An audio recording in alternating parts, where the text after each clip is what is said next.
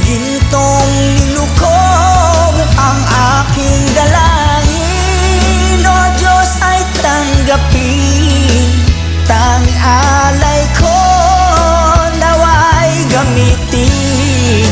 Ito lamang Jesus, wala nang iba pa akong hinihiling. Ito lamang Jesus, wala nang iba pa akong hinihiling.